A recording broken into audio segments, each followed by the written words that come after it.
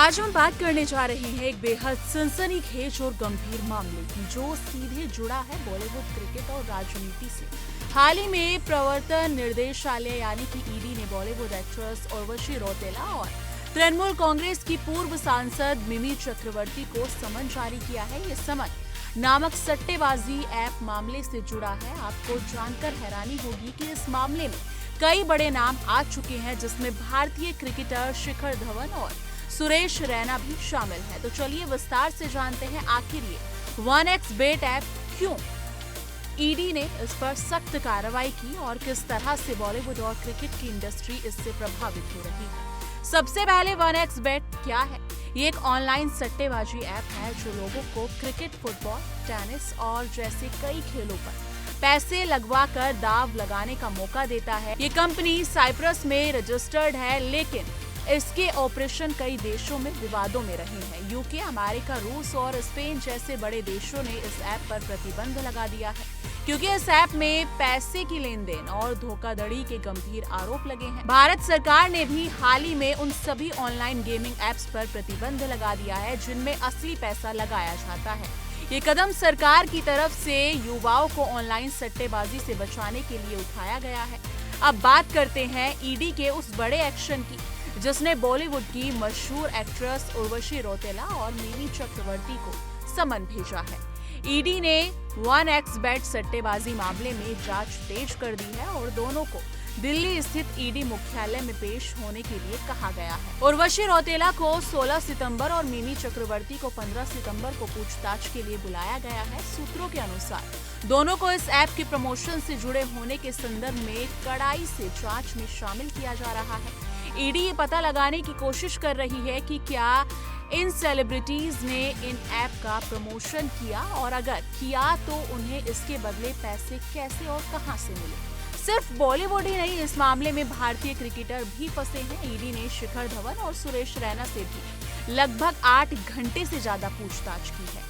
दोनों क्रिकेटरों का नाम इस ऐप में विज्ञापन से जुड़े लेन देन में सामने आया था। ईडी का मानना है कि इस तरह के प्रमोशन के जरिए काले धन को सफेद किया जा रहा है और इस मामले में कई बड़े लोगों का नाम आने वाला है। क्रिकेट इंडस्ट्री के बाद अब बॉलीवुड के कई फेमस शहरों का नाम भी इस मामले से जुड़ने लगा है।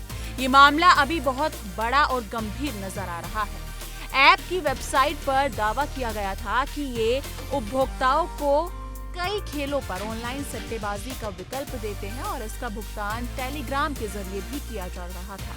ये ऐप साइप्रस में स्थित है, लेकिन कई देशों में इसे बंद कर दिया गया है। पैसे के लेन देन में गड़बड़ी के चलते ये ऐप विवादों में घिर चुका है। भारत में भी इस ऐप के खिलाफ कड़ी कार्रवाई हुई है। इससे पहले भी भारत में महादेव सट्टा ऐप को लेकर विवाद हुआ था, जिसमें बॉलीवुड के कई सितारों के नाम आए थे। सरकार इन धोखाधड़ी करने वाले ऐप्स को लेकर काफी सख्त हो गई है, ताकि जनता, खासकर युवा वर्ग ऐसे ऐप से दूर रहे।